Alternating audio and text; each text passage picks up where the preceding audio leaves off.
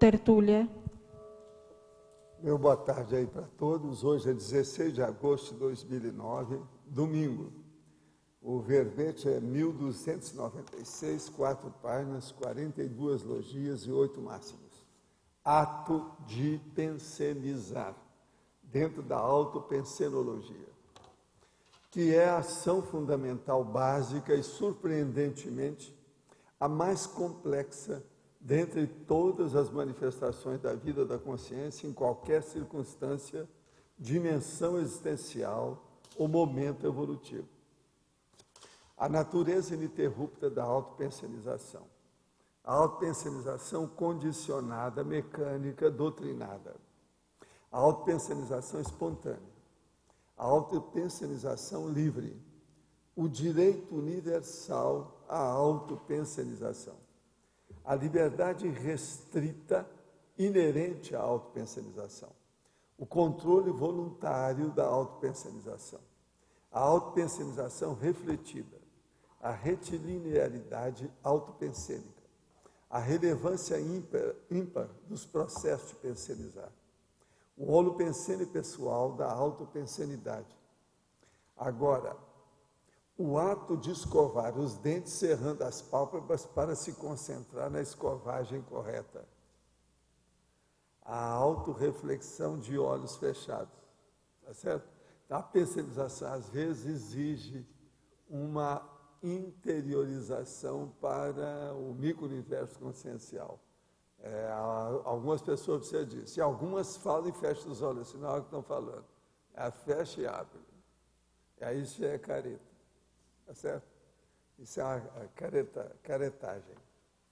A linguagem humana estruturando a autopensenização extrafísica. As influências culturais dos modos de pensenizar. O direito de pensar, o ato de pensar como grande prazer do ser humano. O complexo ato de pensar. O pensar reflexivo. O ato de pensar como trabalho humano. O ato comum da vida humana. O ato crítico da vida evolutiva. Agora, nós temos aí, na caracterologia, 7 categorias bipolares, antagônicas ou extremas de atos de pensenizar. E na frase enfática nós falamos, o ato de pensenizar é a ocorrência multifacetada e complexa de toda a consciência e cuja pesquisa somente pode ampliar a autocognição dos pesquisadores e pesquisadoras em geral. Você já pensenizou ou já pesquisou as nuances dos próprios atos de pensenizar? Descobriu algum detalhe não imaginado anteriormente? Agora, nós temos aqui algumas perguntas. O senhor disse que a pessoa que cometeu um aborto terá um problemão para enfrentar. Quais seriam esses problemas? E onde procurar ajuda? Primeira coisa, precisa ver o aborto. Tem aborto que não cria problema nenhum, mas a maioria disso aí, o povo não quer saber disso. Por exemplo, um aborto, a moça foi estuprada. Isso aí é até legal. Não tem nada que ver. Agora, o aborto feito de caso pensado é uma coisa errada. Por quê? Mostra um pico máximo de autodesorganização da mulher. A mulher que é dona do corpo fez o aborto. Então, o problema é sempre esse. Agora, o que a gente deve fazer é o seguinte, num caso desse. É a mulher começar a fazer assistência aos outros para repor aquela falha. Isso é o melhor que ela faz, é um processo interassistencial. A minha irmã sente o lado direito do corpo queimar o tempo todo. Já passou em vários médicos, fez diversos tratamentos que não sentiram efeito até agora, não surtiram efeito. Meu avô, pai da minha mãe, sentia as pernas queimarem e minha mãe também. Existe algum tratamento para o problema? Olha, isso aí é um processo genético, uma perturbação difícil, é do sistema nervoso periférico e geralmente é problemático. Agora, seria bom hoje você fazer uma consulta para os neurocientistas, que eles agora estão aplicados muito nessas coisas, pode ser que já descobriram alguma coisa aí, examinando seu cérebro, alguma coisa que pode mexer para melhorar o processo. Muitas vezes estou semiconsciente do extrafísico e consigo ensinar a mobilização básica de energia para algumas consciências. Percebo estar em sala de aula, ser chamado pelo nome completo. Em uma simples aula sobre o MBE, porém com tenacidade, joguei fora todos os holopensantes dos livros, total de 400, sobre magnetismo e espiritismo. Daí surgiu uma pergunta que dirijo ao senhor. Por que Zéfiro não ensinou essa técnica ao codificador, ou há um determinismo para acontecer assim? Já pensou se o espiritismo tivesse sido divulgado com EV profilático? Escuta, problema de uma consciência extrafísica se comunicar com uma consim é dificílimo. Segundo, uma coisa é fazer a possessão, outra coisa é fazer assistência. Eu era da assistência, você não vai forçar a barra para uma pessoa fazer aquilo que você quer. Afinal de contas, as consciências não são escravas das consciências. Então, veja, o estupro evolutivo é uma coisa. Comunicação, uma coisa dificílima que você tem para eles falar para a gente. Vocês já pensaram quantas consciências amparadoras já tentaram falar boas coisas para vocês e vocês esnobaram? A vida é assim. Agora, Allan Kardec era um cara que estava doente, já bem alterado, quando ele começou a trabalhar com aquelas coisas. Era muito difícil. A gente tentou expor alguma coisa, mas ele levou tudo pelo lado de J. Cristo. E outra coisa, ele não especificou nada o que era. Se era ciência, se era filosofia, se era religião, o que é espiritismo. Ele acabou deixando dentro da doutrina. Ismo, espiritismo, é doutrina. Isso é uma coisa terrível. De modo que a vida é dura. Olha, às vezes você tem algum amparador aí, o seu Zéfiro, tentou já falar com você e você não quis mudar nada. Já vem já alguns anos aí insistindo e não conseguiu nada. Então, veja, não é fácil receber uma comunicação límpida, clara, de consciência. Finalmente, iniciei minha autopesquisa na prática. Em uma espécie de diário, comecei a anotar meu dia a dia com enfoque em meus pensamentos. A questão é que já tem bastante coisa anotada, mas o que faço agora? Como devo avaliar as anotações? O que fazer com elas para continuar o estudo sobre mim? Primeira coisa, liquidificador. O que é isso? Você vai colocar todas as suas ideias no liquidificador mental somático seu. Toda ideia igual ou semelhante ou aproximada, você põe junto. E você já vai começar a ver o que é que se passa. Primeira coisa, para você fazer o liquidificador, uma das coisas mais práticas que tem é o seguinte, você olha naquele tópico que você escreveu, qual que é a ideia mais séria. Então, põe aquilo como subtítulo do tópico. Agora, depois coloca esses subtítulos todos em ordem alfabética. Você vai ver todas as ideias são mais ou menos aproximadas. Através disso, você já vai começar a ver o que se repete com você. Aí é interessante. Por exemplo, você vai ver se o que repete é emoção ou se é intelecto. Se é uma coisa racional ou se é uma coisa instintiva. Tudo isso você vai poder ver em você. A gente analisar os pensamentos de uma pessoa, põe a pessoa no osso. Uma outra coisa, vocês lembram daquele nosso amigo que queria julgar as anotações dele fora? Então eu falei para juntar uma turma, fazer o exame dele. É o Saslavski, é esse? Falei certo? Saslavski. Então veja, esse nosso amigo aí precisa dessa equipe para cuidar dele agora. Né? Qualquer coisa apareça aqui nos nossos cursos que se dão um banho de loja aí, sobre o assunto. Na terceira página do Arte Pensenizar, item 6 da caracterologia, quais as relações entre a pensenação paraocular e a fotofobia? Pensenização paraocular, a pessoa está tendo um pensene que ultrapassa aquilo que ela vê. Então, pode ser até um processo parapsíquico. Agora, a fotofobia é a pessoa que, quando abre o olho, ela costuma fechar, ela cerra as pálpebras, porque a luz incomoda. Isso é processo de retina e outras coisas mais, é patologia. A pensenização paraocular não pode dizer que seja patologia. Agora, a fotofobia é uma fobia. É a fobia da luz, o medo da luz. Medo aí, no caso, seria a pessoa que se resguarda com a luz. Quem tem fotofobia usa óculos escuros. Como identificar com maior objetividade o comportamento que se tornou busilis nas últimas vidas? Como fazer a profilaxia? Olha, a primeira coisa é ver direitinho as suas tendências atuais. Suas tendências baseadas em quê? E o que você recebeu na sua vida? Tem que examinar isso também. Olha se a sua tendência está de acordo, por exemplo, com aquilo que você recebeu. O seu corpo está de acordo com a sua tendência? Você vive satisfeita com o seu corpo? Começa por aí. Você vive satisfeita com o que você recebeu intelectualmente? A sua formação educacional, cultural, legal, etc., formal, ela corresponde àquilo que você queria? Quer dizer, começa a ver isso tudo para ver onde é que pega o carro, onde é que engripa o seu processo pessoal. É por aí que a gente chega lá. Acho que você, que eu conheço bem, você está no caminho certo, o caminho é por aí mesmo. Agora, os problemas de saúde que a pessoa tem, geralmente tem uma relação com isso. Há doenças, por exemplo, que têm relação com o processo da memória.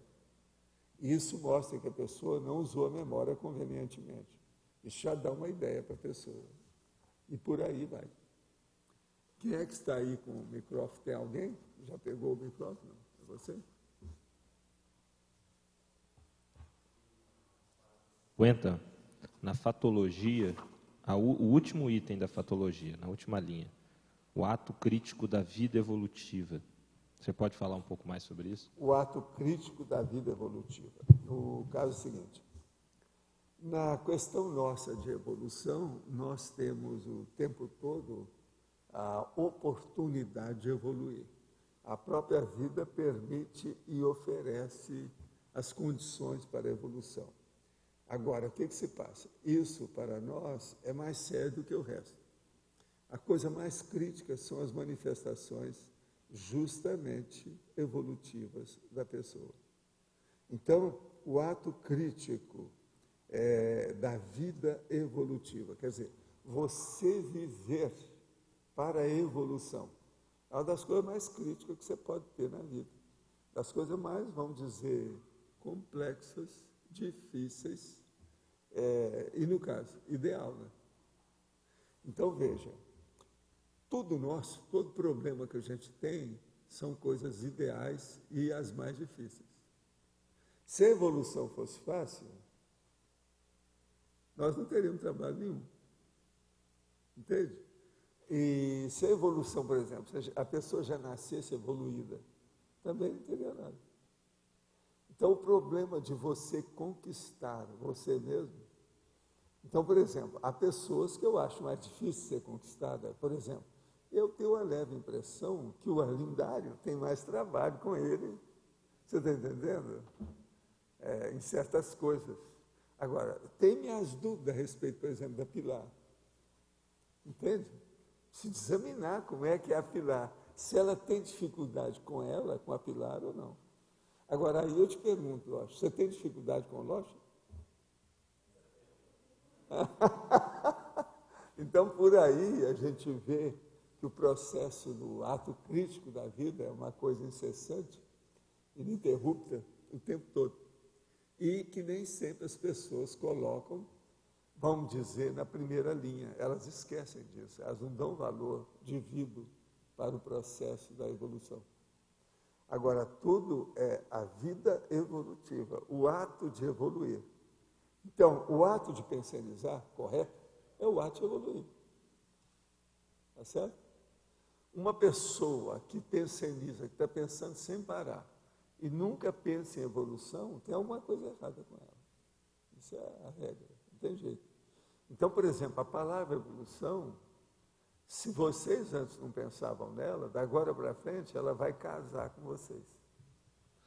O seu micro-universo consciencial, de vez em quando, a palavra evolução vai atravessar. Assim. Não vai ter jeito. Vocês não podem fugir disso. Agora. Tem que engolir. Tem que engolir. Agora, tem um certo paradoxo com a questão dos filósofos, né? Que, por excelência, seriam os pensadores que não chegaram nisso. Filósofo presta atenção. Não chegaram filósofo nisso. É um negócio de doutrina. É ou não é, Arindário? Olha lá, ele já falou que acabou. Se o Arlindo falou, a água parou, a chuva para, o vento parou. Vocês notaram que quando ele entrou, o vento parou. Estava incomodando ele. Ele soltou até um espirro por causa do vento. Então o problema todo é esse. Mas não foi? Foi. Então vocês vejam que doutrina é isso. É um processo doutrinário, é uma coisa muito limitada, né? E é o processo justamente da filosofia. Estudar filosofia é a gente estudar a sabedoria, só que não é na filosofia que está a sabedoria. A sabedoria mesmo está na vivência pessoal através da evolução. Então, esse negócio, filosofia, o estudo da sabedoria, fora da filosofia. Quer dizer, esse que seria o termo certo. A verdadeira sabedoria está fora da filosofia corrente, aquela que existe por aí. Ô, Arlindo, o que você acha? Que eu estou atacando o seu forte hoje, sua fortaleza. Quer dizer, o forte dele que eu estou falando, quer dizer, o forte Knox, do Arlindo, que é a filosofia. Eu estou batendo nas portas da filosofia. O filósofo, geralmente, ele tem uma linha dele lá própria. Isso não deixa de ser já uma doutrina, porque ele tem um campo de atuação, geralmente. Né? Agora, ele tem uma linha. Agora, geralmente, ele é fraquinho. Né? Fraco. Ele vê muitas coisas aí. A maioria dos filósofos ainda fala em Deus, quer dizer, fala em religião, não sei o quê. Quer dizer, uma perda de tempo danada isso aí. Agora, outra coisa que eles fazem, mas isso é em geral, não é só deles, em geral, eles não assumem, por exemplo, essa coisa de você falar de Deus, eles falam assim. Eles falam, aqui, ó, o filósofo é aquilo. A filosofia é uma interpretação ou conhecimento com o qual, sem o qual você vive tal e qual. O filósofo voa, mas nunca pousa. É isso aí, isso é a filosofia atual. Agora, a verdadeira filosofia, que é a sabedoria, está fora da filosofia corrente. É isso que eu falo. Feliz ou infelizmente, essa é a realidade dos fatos. É o que a gente pega por aí afora. Eu vou escrever um verbete chamado Pílula de Sabedoria, ou Pílula Cultural. Talvez o melhor que eu estava falando aqui, mas acho que é Pílula Cultural, que é o que eu coloquei lá mais. Agora, o que se passa? Nesse eu vou pôr só essas coisas assim, suaves, está entendendo? Que são espetadelas na realidade. Entende? Quer ver se eu faço 100 e vou colocar. Dessas que a gente fala aí de vez em quando. Agora, Valdo. Na página 51, no Principiologia, tá? O último que você coloca, o segundo, né? O último. O princípio da descrença embasando a livre pensionização. A livre pensionização, quer dizer, coloco que você tirou também, fez uma correspondência com a questão do livre pensamento, né? Ou do livre pensador, que vem até da... Mas é mais do que isso. Então, por isso que eu queria que você ampliasse. Vamos clarear bem isso aí. A livre pensionização é a pessoa que pensa sem todos os processos de restrição das grilhetas dogmáticas em cima dela. Por exemplo, uma pessoa religiosa não tem livre pensionização. Entendeu? Uma pessoa de partido político não tem pensionização. Agora, aqui o que eu estou falando é justamente isso. O princípio da descrença embasando a livre pensionização. Isso é perfeito. Justamente. O princípio da descrença, a pessoa tem que ter experiência dela, pessoal, para ela pensar corretamente. Sem a experiência pessoal, não há livre pensionização. Você está sendo pensado por alguém que incutiu você com alguma ideia. Então, não é bem você. Ausência de autoridade e de doutrina. Por isso que né? o princípio da descrença, a descrenciologia, para mim, ele é insubstituível, inarredável, imperdível. E outra coisa, não tem jeito de fugir, é inafastável. Nós precisamos disso, senão não vai. por mais boa vontade que uma pessoa tem para atender o pensamento do outro, ela não pode ficar subordinada a essa pessoa, nem por pensamento. É porque a questão do a livre pensionização, você pode fazer uma correlação com uma série de coisas, né? Por exemplo, o objetor de consciência, Tudo. a desobediência civil, Isso. né? Todo esse processo também, né? É isso aí. E outra coisa, o grande refutador, o pesquisador puro, o independente, é só esse. Se não tiver livre autopensionização, nunca vai ser um pesquisador independente. O ato de pensionizar, bom, tirando essas personalidades da escala evolutiva em alto nível, está na dúvida.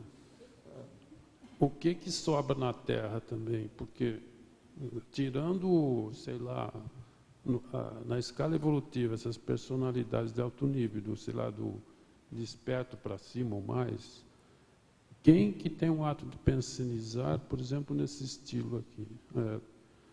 A conscienciologia... Não, tem uma série de pessoas dentro da história humana que falaram a verdade relativa de ponta na época que elas viveram.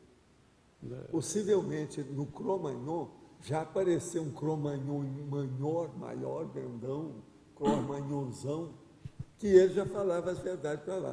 Fala assim, ó, você não pode ficar desse lado do mastodonte que ele pisa em cima de você. Quer dizer, já era uma verdade relativa de ponta para aquele momento evolutivo. Então, isso tudo sempre existiu. Mas veja, isso não enche buraco de dente. Isso não acalma a nossa sede de cognição. O ato de pensionizar, é lógico, em alto nível, por aí a gente não vê isso entre os filósofos, cientistas. Não, vê algumas o que eles erram mais é a falta de prioridade. Começa que eles não estudam eles mesmos. E não estudam eles mesmos por orgulho e vaidade.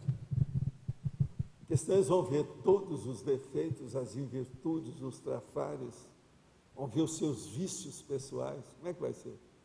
Gente, olha o tanto de filósofo que era totalmente pirado. Por exemplo, você não acha Nietzsche. Que o Nietzsche, com aquele bigode só, não precisava dele falar nada. Só aparecer com aquele bigode dele, você não achava que já era um pouco piradão? Ele viu uma pessoa maltratando um cavalo, ficou doido, é estranho, isso, coisa muito... Porque ele já era doido, né? Era doido. Então, assim é uma porção. O Heidegger, como é que ele não viu os problemas do Hitler? O Heidegger. Um monte de gente já tinha fugido, com muito menos cognição, conhecimento, folha intelectual, ficha intelectual do que ele. Como é que ele se filia ao Partido Comunista? Ou comunista, ou nazista? Como é que é possível uma coisa daquela? O cara era piradão. Assim, há um monte deles. O que você acha? Exemplo do Brasil, uma grande parte dos filósofos são marxistas. Agora, o marxismo é uma... Ele segue a onda para ganhar dinheiro. Aquele segue a onda para ganhar dinheiro, para ficar dentro do poder. É o poder, como se fala. Essa expressão é de gíria, vem lá do Nordeste. É o poder. Compareceu, tudo é o processo do Nordeste, está entendendo? É o jargão próprio do Nordeste. Então, eles gostam do poder. Brasília, atualmente, é comandada pelo nordestino, né? Praticamente, é isso? Agora, o que é o poder do Nordeste está mandando o Brasil. O que sobra? Porque a evolução é relativa. Os filósofos gregos, vejam só, os principais eram cheios de defeitos, eram escravocratas, autocratas, agora, um monte de defeitos. A evolução é relativa, mas vai chegando um ponto que ela começa a ficar absoluta. Mas aqui ela vai... Por exemplo, na serenologia, o serenão já se torna quase que absoluto. Não dá para você comparar mais o serenão com o serial killer. E também a gente não sabe que... Ficou absoluto, em matéria de realidade. Se num ponto lá, será que existe o absolutismo também? A gente não sabe. O absolutismo existe quando você faz confronto. Isso sempre existe. Por exemplo, eu digo para você, Arlindo, só tem um nariz. mas você tem duas narinas. Isso é uma verdade absoluta. Mas isso dentro... Então, veja, em comparação, é diferente. Essas verdades, elas são óbvias. Agora, por exemplo, Estou eu dizendo viro uma para você e verdade falo complexa da ciência. você é um camarada que usa os dois hemisférios cerebrais.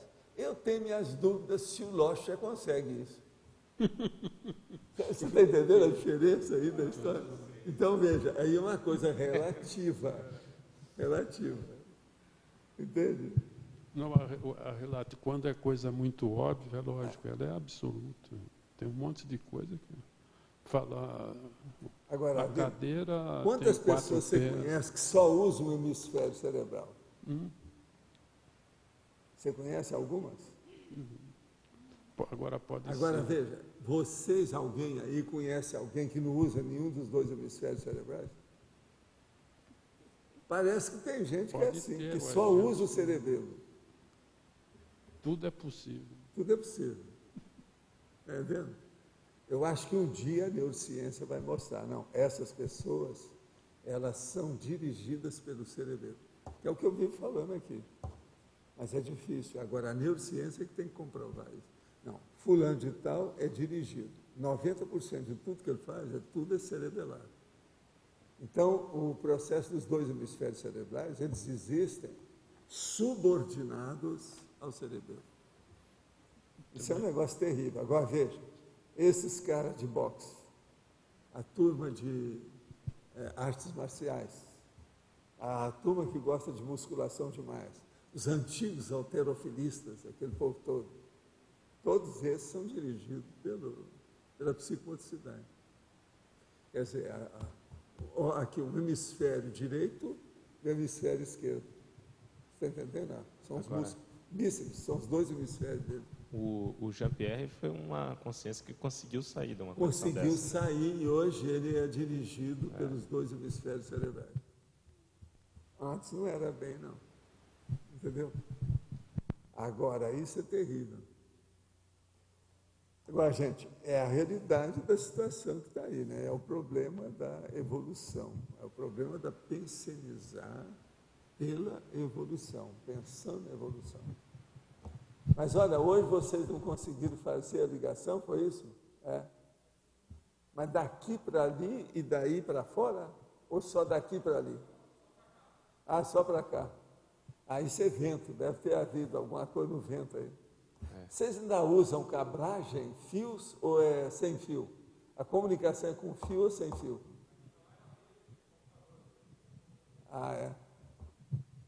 Vida dura.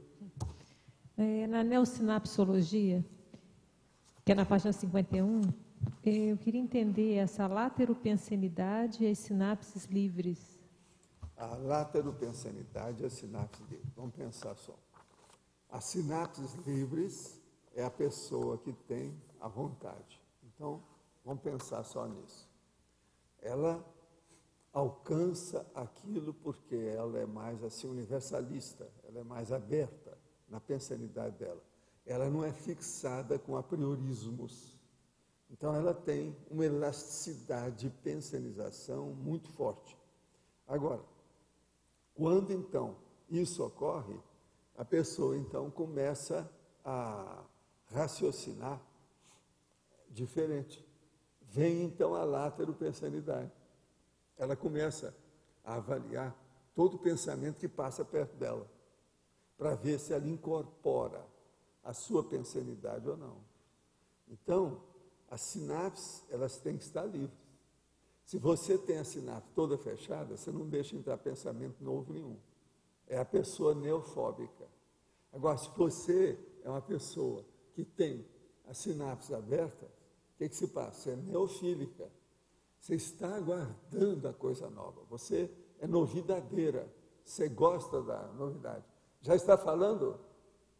Ele deu ali um sinal que já está começando a falar. Já vai? Daqui para lá vai, de lá para cá não. Sei. Quer dizer, tem isso tudo, tá vendo só? Tá bom. Mas olha, eu não sei se ficou claro isso aí para você, ficou? Então, esse processo de sinapses livres é o que a gente precisa de ter, né? Eu acho, por exemplo, que o Arlindo atualmente ele já tem a sinapse livre. Antes não era, não. Ele tinha uma porção de coisa endurecida ali e firme. Era ou não era? Não era assim? Agora, muita coisa de origem italiana. Está entendendo? Porque italiano tem muito disso, né? Entende? Ele passou por isso. Hoje ele tem a sinapse livre. Me conta, o que é que você fez para você ficar com a sinapse livre? Quais foram os recursos que você lançou mão? Explica aí, que é uma boa coisa. O recurso... O Lógico está doido para aprender isso aí. Então, o recurso maior foi um ato de melhorar o ato de pensionizar. Né? Sei lá, relativamente. Eu não estou nesse nível aqui. Relativo. Então, aí que eu estava pensando o seguinte, dentro da Conscienciologia, aqui é uma parte teórica, que nós não, em geral, aqui, não atingimos, pode ser que tenha gente que atingiu aqui, você talvez, atingiu o que está aqui se pensando dessa forma. Por exemplo, o que é que falta para nós? Você acha que a maioria da nossa equipe aqui da CCCI já está com bem... processos de pensionização livre e sinapses abertas? Relativamente também tem coisa aberta, tudo, mas estou Outra dizendo, coisa, não sei nós se podemos atinge... dizer que quanto mais a pessoa fica com as sinapses livres, ou seja, que abre o seu processo da neofilia, ela amplia a sua cognição, ela evolui mais rápido. O que não, você acha? existe um tá processo aqui de liberdade nesse sentido Agora, grande. isso tudo é aquilo que eu chamo de abertura do conceptáculo. Agora, sei Eu, lá, por exemplo, se pudesse, eu ia fazer aquele negócio do cinema de Hong Kong.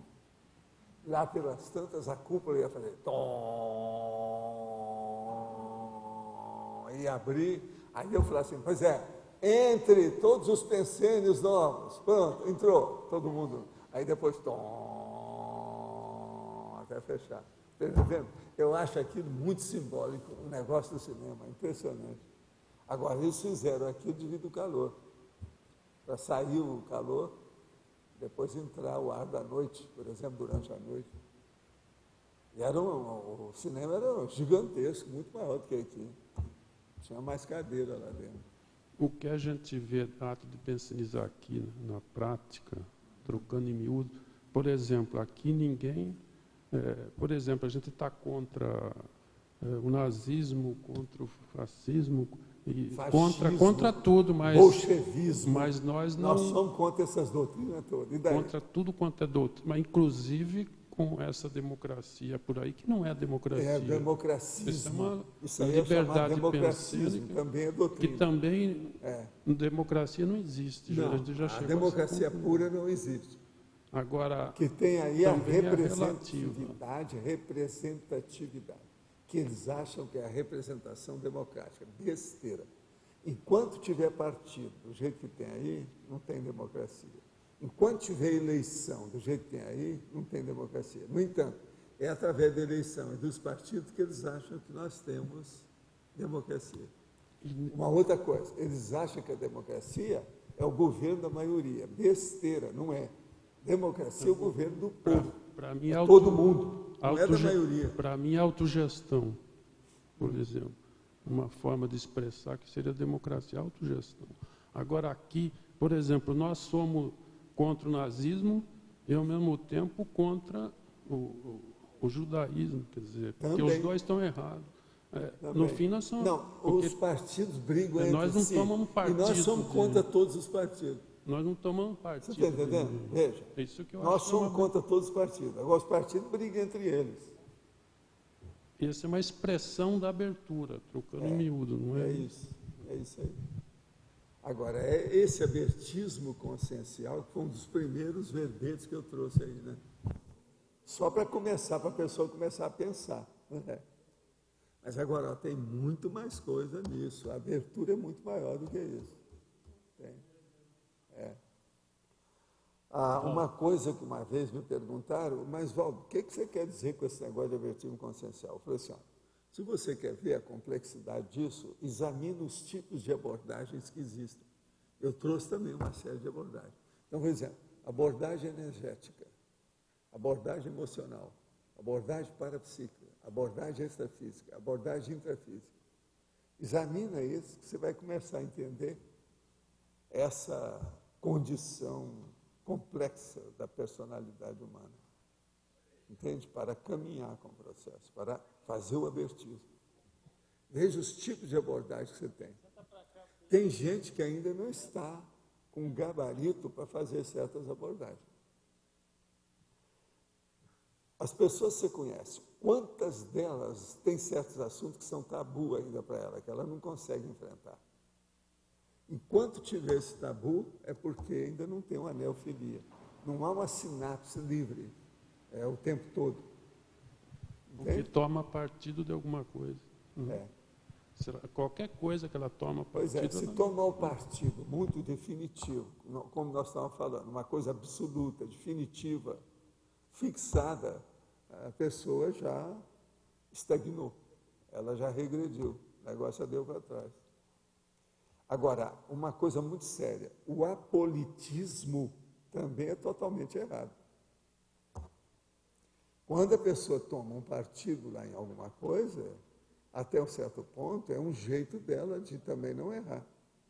Agora, o problema é que, em vez do processo de tomar o partido, ela tem que arranjar um posicionamento pessoal. Isso é outra coisa. Partido político é uma coisa, posicionamento pessoal é outra. Então, vamos entender essa diferença da condição. Todo mundo aqui, oficialmente, de uma maneira ideal, cosmoética, cada um tem que ter um posicionamento a respeito de cada coisa essencial da vida humana. A hora que eu falo, por exemplo, assim, justiça, cada um tem que ter um posicionamento sobre isso. A hora que a gente fala liberdade de expressão, cada um tem que ter uma situação dessa. Agora, veja, isso não é tomar partido, é posicionar-se individualmente perante as realidades do cosmos. Todos nós precisamos disso. Essa é a verdadeira autofilosofia, quer dizer, a filosofia pessoal da pessoa, a convicção pessoal. O princípio da descrença leva a essa definição, a essa distinção, a essa, vamos dizer, geração de posicionamento. Esse posicionamento, se poderia explicar em relação a tomar partido e posicionamento, explicar melhor. Mas a hora que toma o partido, que a pessoa fica defendendo um processo oligárquico, é que está errado, é a oligarquia. A hora que vem a coisa pequena, diminuta, você tem que tomar todos os seus posicionamentos, tem que ser universalistas, dentro daquilo que nós chamamos a holofilosofia. Tem lógica isso aí? Veja bem o que estou falando. A base toda é essa. Agora, gente, vocês vejam que as coisas parecem muito uma coisa com a outra, mas é bem diferente a situação. Tomar partido de um partido político é uma coisa.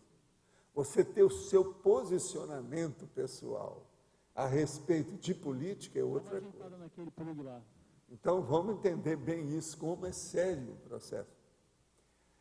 Gostaria que o senhor discorresse sobre a relação entre os laboratórios de pensenologia, da mobilidade física rígida e do estado vibracional, uma vez que há conectividade entre eles, para que os interessados possam potencializar a programação dos seus experimentos. Primeiro, pensenologia é quando a pessoa está lá, que ela ainda não abaixou a autopensenidade média dela. Ela precisa de arranjar um jeito de se definir perante a própria vida. Então, ela precisa de se organizar, ela precisa de se disciplinar, ela precisa de ver como é que ela pensa, como é que ela penseniza. Isso é o laboratório da pensenologia. Ele faz a pessoa pensar de uma maneira mais ampla, quase sempre leva para a cosmovisão. Na imobilidade física rígida, é aquela pessoa que ela pensa muito, mas ela é precipitada, impulsiva, tem uma ansiedade muito grande e sofre com a síndrome do ansiosismo. Quase sempre uma pessoa jovem, cheia de energia, músculo, etc., tal, vigorosa, potente, ela tem ansiedade daquilo que ela faz. Quase sempre, se demora muito a resolver pela ideia, ela resolve pelo trabuco ou se não pela mão. Então, veja, esses precisam da imobilidade física virgem. Por quê? São os caras que vivem tremendo. O sistema nervoso deles é tudo assim, né? A pessoa terremótica está sempre sob o efeito de um terremoto interno. Você olha para ela, parece ter ótima, até plácida, parece ser tão tranquila. Dentro dela está uma revolução. Esses, então, precisam da imobilidade física virgem. Agora, o estado vibracional é quando a pessoa começa a descobrir e ela já está convicta de que tem uma energia consciencial. Essa deve ir para o estado vibracional, que é o EV, para ela desenvolver energia. Tudo isso tem relação, mas basicamente não tem nenhum elemento, fator de relação ou nivelamento sério entre uma coisa e outra. Pensenologia é uma coisa, mobilidade física virgem é outra, estado vibracional é outra. Eles estão juntos porque tudo é da consciência, mas a rigor são muito diferentes um do outro. De modo que essa interconectividade que você está querendo, aí nesse caso ela é muito relativa. Você quer, eu vou fazer uma interconectividade de laboratório para você. Por exemplo, estado vibracional e técnicas projetivas. Esses têm relação. Estou só falando para a gente entender bem isso. Vamos devagar com isso e nada de estar generalizando no escuro, que não é bem assim. Na fatuística, item pensenologia, quando se fala em autopensenização condicionada, mecânica, doutrinada, está falando de consciência que passaram por lavagem cerebral? Sim, é isso mesmo. Poderia explicar melhor essa questão? A lavagem cerebral, ela pode ter passado suavemente ou de maneira atacadista, violenta, abrupta, séria. Agora, a maioria passa por lavagem cerebral suave. Começa a lavagem cerebral por parte do pai, que era um carrasco dentro de casa. Depois passa por lavagem cerebral, às vezes atrás de um líder religioso que comandava todo mundo com um tacape na mão. Passa também a lavagem cerebral através de uma, vamos dizer, simpatia da pessoa por algum processo, por exemplo, artístico, e a pessoa pertence a um clube, um fã-clube, ou, se não, uma pessoa que é hooligan, ele lá, como é que chama, os caras da Fiel, os fiéis lá do Corinthians, estudam a lavagem cerebral que a pessoa passou. Para ela chegar e ficar toda fascinada e tendo ataque epilético na hora que faz um gol, aquilo mostra que a pessoa passou por uma lavagem cerebral, tá certo? Senão não seria isso. É muito entusiasmo para tão pouco. Uma bola, gente, que é isso? Fazer tanto resultado. E outra coisa, tem cara que morre por causa disso, dá um infarto miocárdio, ele cai duro ali na hora. Esse aqui é um gol terrível, não é gol de placa, é gol de morte. Fez o gol lá e o cara morre aqui, quer dizer, gol de morte. Isso, pois é. E outra coisa, isso aí acontece muito também no cara que começa a xingar o outro lá, né? Lá de cima, e começa. Xinga, olha lá o juiz, então, coitado, é um negócio sério. Né? Agora, eu faço a mobilização básica de energia várias vezes ao dia para atingir o EV. Entretanto, não sinto o EV sem atrapalhar o meu ritmo respiratório normal. Então, não sei se é EV, pois já fui Rosa Cruz e fiz yoga. E tem exercício respiratório somado ao trabalho de energia que faz a pessoa sentir a energia vibrar por todo o corpo. Sim. Esquece tudo que você fez e vê como é que é o estado vibracional. Leia qual é a técnica. E não use nenhuma muleta daquilo que você sabe. Nada de respiração, nada disso. Você vai mandar a sua vontade em cima da energia, para você ver como é que é. O estado vibracional leva a pessoa a dominar o energossoma. Essas outras coisas não levam. Isso tudo é muleta. Vai ficar a pessoa fascinada por alguma bobagem, fica no meio do caminho, não caminha, ela estaciona. Agora mudei a abordagem e uso o EV para transmutar minhas emoções em sentimentos elevados. Quando sinto que estou auto-assediado com alguma emoção, faço a MBE. durante o processo, sim, tudo fica mais racional. Tem até inspirações de amparador. Essa técnica de emoção serve para saber se estou fazendo o EV corretamente, certo? O processo, se tem muita emoção, lá se foi a racionalidade. O mental soma deixa de funcionar. Muitas vezes percebo quando um pensene que não pertence aos meus me acomete em determinados momentos. Assim, emito pensenes de fraternismo e evolução a possível consciência e os mesmos desaparecem instantaneamente. Isso seria o início de uma diferenciação e de uma interassistencialidade? Sem dúvida.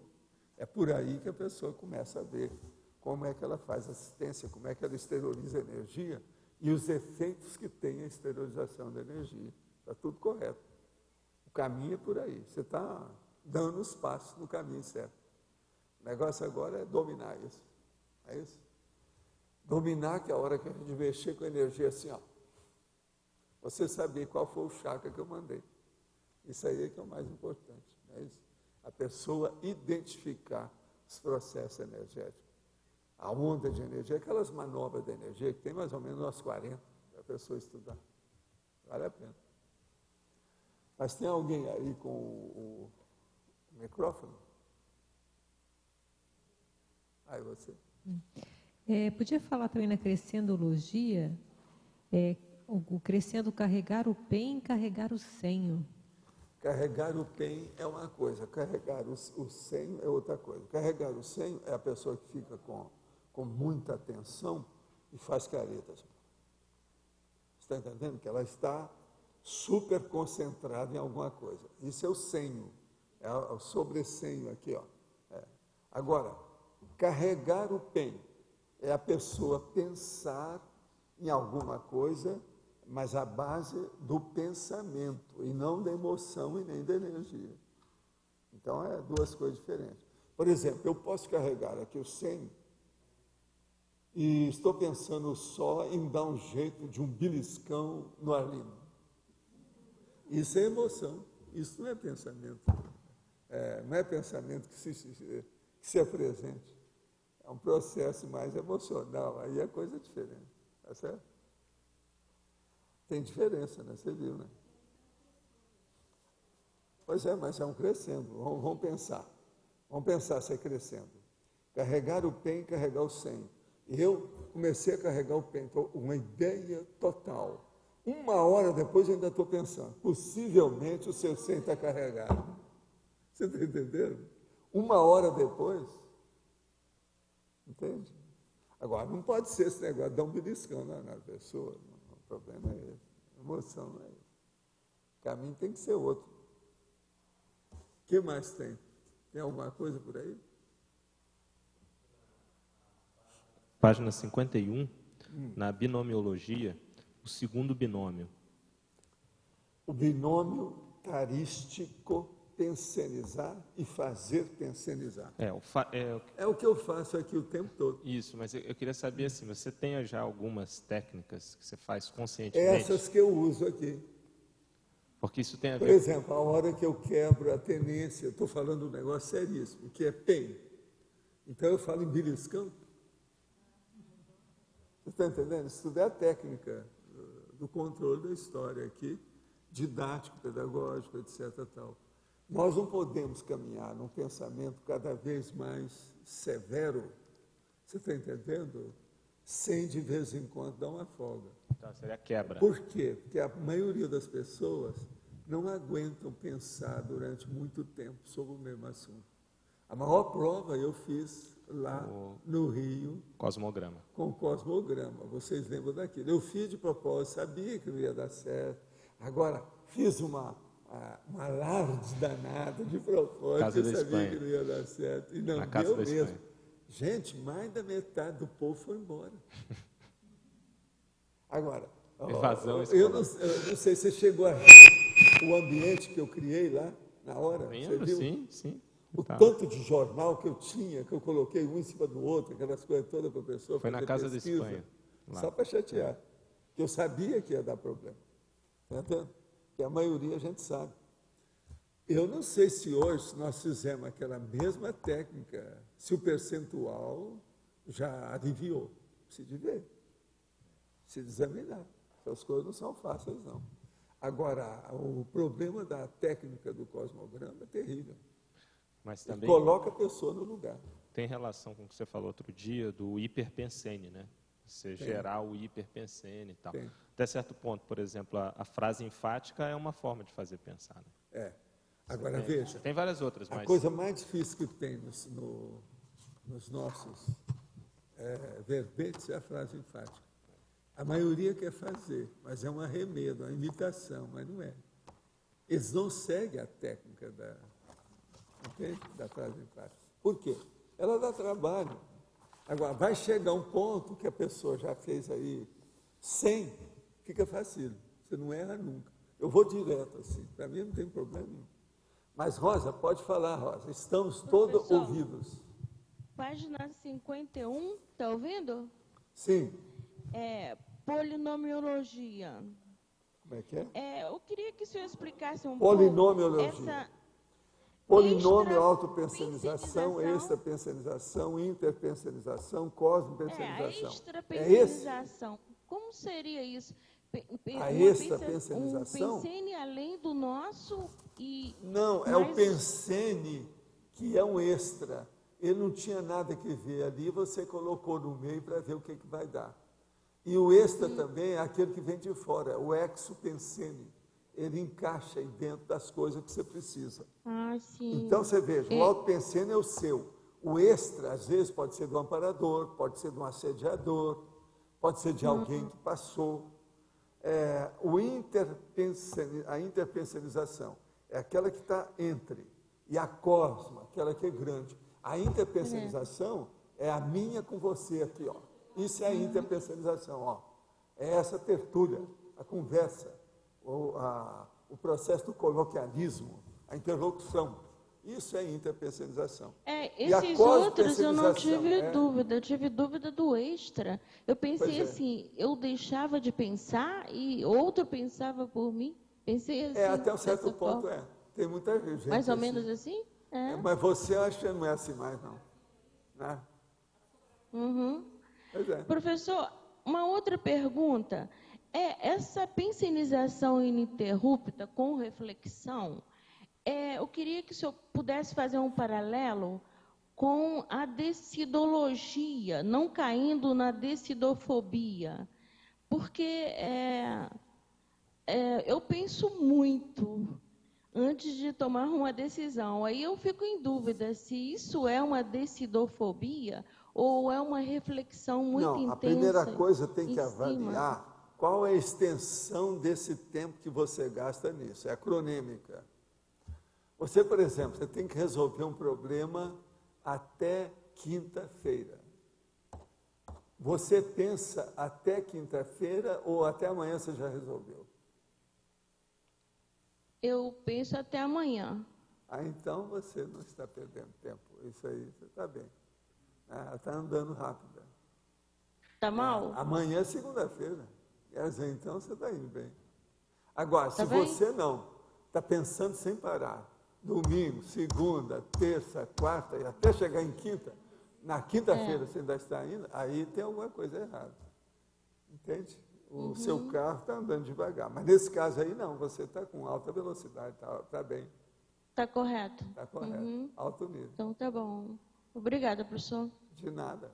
Eu estava pensando que esse extras, ele também pode ser meu também. Pode ser, não, aquilo que eu falei, pode ser um látero pensando da pessoa que ela colocou para ver o que vai dar.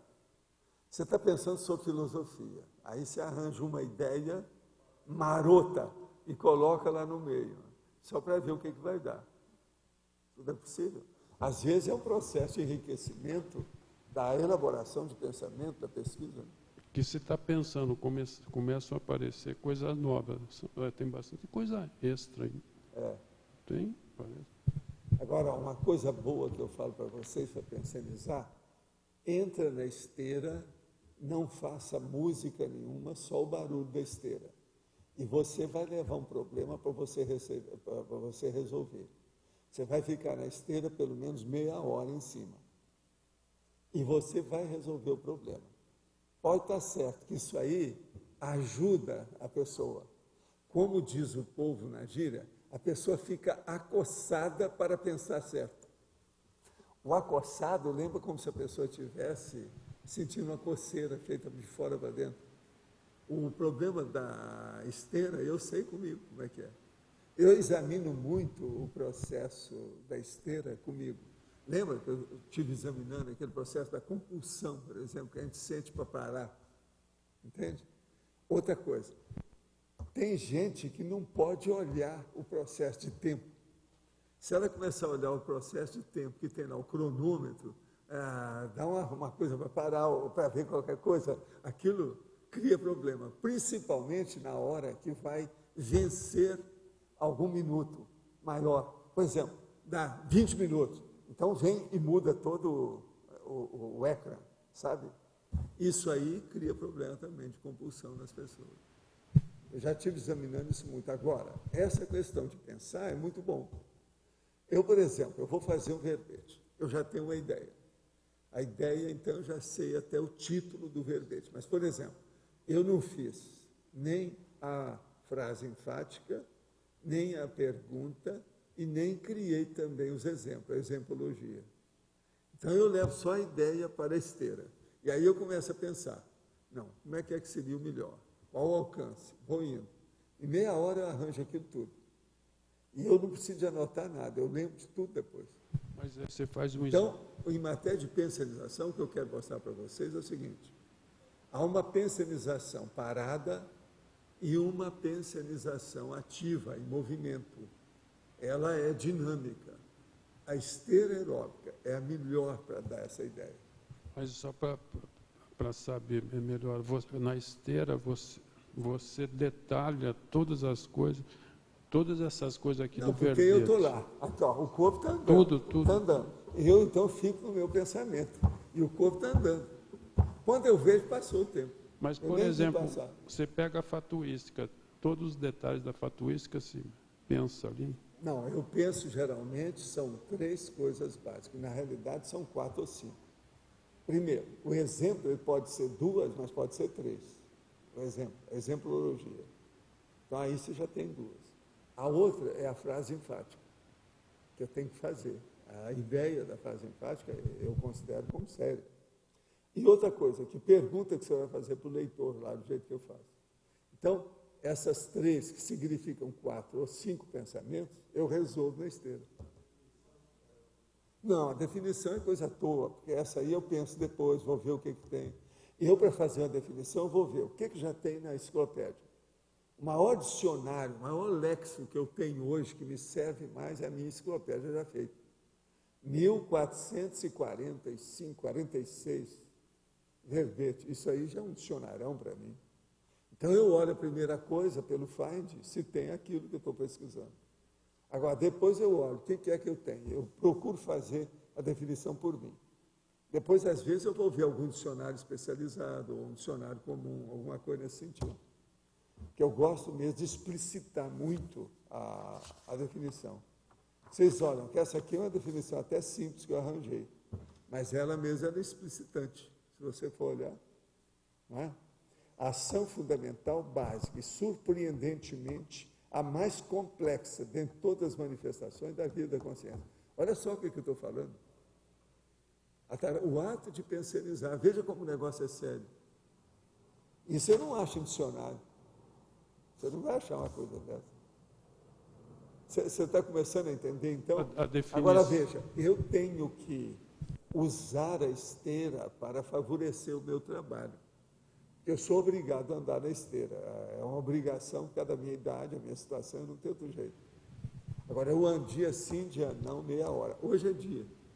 Outra coisa, o Everton viu a minha folhinha, que tem os pontos conforme o mês, em vários dias. Ele falou assim, o que é isso? Eu falei assim, é o dia que eu ando na esteira. Esse mês, eu estou nos números pares. Hoje é 16, é meu dia de esteira. Está entendendo? Para eu não pensar se é hoje, se é amanhã, como é que é. Eu já sei tudo por ali. Agora, eu queria que você explicasse, você citou essas 4 coisas, a frase enfática, mais isso, mais aquilo, acho que umas 4. Você centraliza nisso que é o mais complexo, você podia explicar? Não, eu faço esse porque com esse eu já tenho o verbete no papo, está na minha mão. É o básico, já está feito, essa estrutura. Comigo, isso é importante. Por exemplo, eu não posso fazer um verbete sem essas coordenadas. Isso aí tem que ter. Agora, veja, o resto vem, é o resto. É a coisa mais fácil que tem. Uma coisa mais fácil que tem hoje, devido ao auxílio dela e também porque, do jeito que eu fiz já as chapas e as fórmulas, é fazer o detalhismo. O detalhismo é o mais fácil que tem. Muito embora, para fazer um detalhismo em alto nível, e hoje eu exijo que eu só termino quando eu estou fazendo eu sozinho, o verbete tem que ter no mínimo 20 itens do detalhismo. Então, isso aí é que exige mais, às vezes é preciso. Uma das coisas mais difíceis que tem é o paradoxo do detalhismo, para você pensar.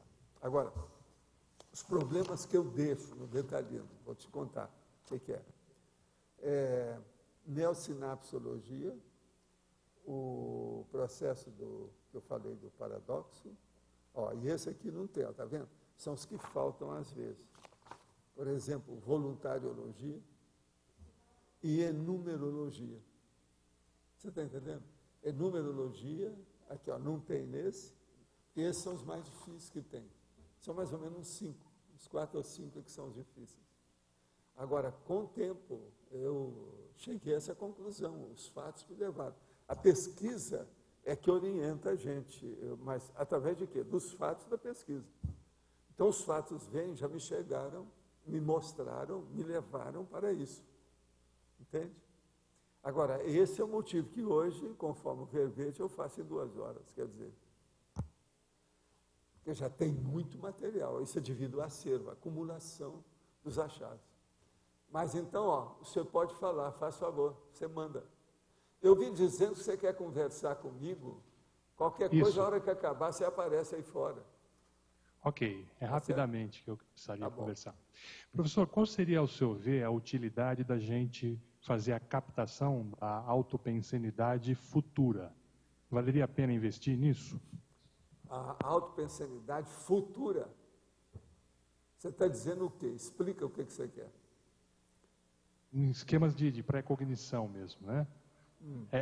A possibilidade de você captar a sua pensenidade futura. Olha, isso aí é das coisas mais difíceis que tem. Agora, o problema não é bem pensar em pensenidade. O problema é pensar em autoparapercepciologia, é parapsiquismo. Entre no parapsiquismo. Agora, para isso, a primeira coisa que tem que ser dominada aí é EV, etc. Tal, é a energia, para depois a pessoa caminhar para o assunto. Agora, uma coisa muito séria é o laboratório das técnicas projetivas. Ele ajuda nisso. A projeção, ela ajuda demais na pré-cognição. Devido o quê? Devido ao aviso, aqueles processos que eu falo, que o discurso é de monitório. Aquela coisa que vem e sinaliza, ela alerta, ela dá, assim, uma seta para o caminho da pessoa. Então, aquilo mostra, entende, alguma predisposição maior da pessoa com o tempo para a pré-cognição. Agora, a pré-cognição é algo que é mais comum como fenômeno, quando ele é espontâneo. Agora, quando você procura provocar como você deseja, ele já se torna mais complexo. Agora, a precognição, todo mundo tem, de algum modo. Pequena, sim, espontânea, a maioria tem. Agora, pensar do jeito que você quer, tem que entrar pelo aspecto da paraperceptibilidade. Ok, a minha linha de raciocínio é que a pensenidade, na verdade, pensenização, ela é além do cone de luz, né? Então, você está fora do esquema de tempo. Então, queria explorar um pouco essa condição de atemporalidade da pensenidade. Está além da parte intrapsíquica. Isso é que é a coisa mais séria. Ela é extrapsíquica. Ela não está dentro da psicologia. Ela está na parapsicologia.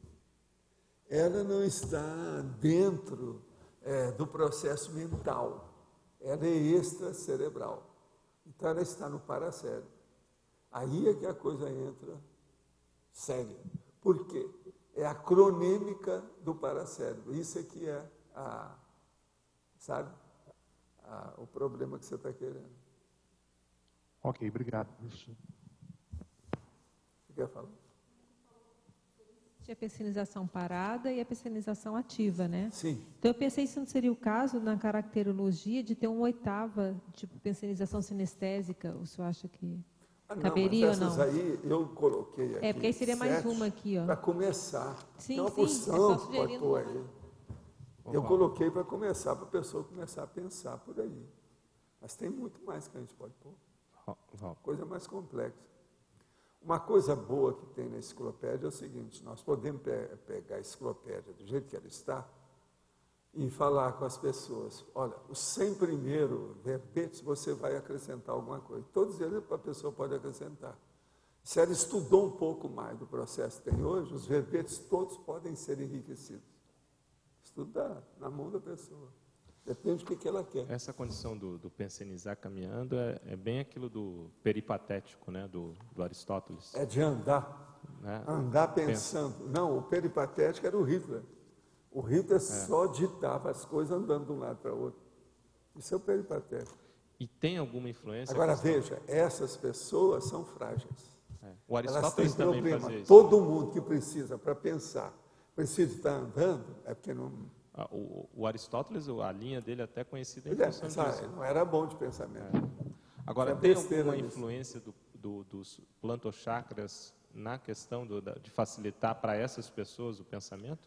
Aí é uma coisa relativa, né? Mas até que pode ter, né? Em certa situação, depende de onde a pessoa está. Se ela está num lugar sentindo muito calor, ou se for lá da família do nosso amigo que sente os pés quentes, tudo é possível. Aí depende, mas não tem nada, não. Necessariamente, não tem nada.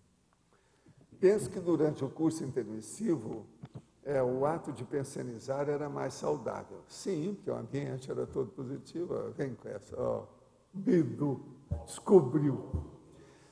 Devido não estarmos sofrendo a influência da mesologia, genética, cérebro, companhias patológicas, está mais lúcido. Sim.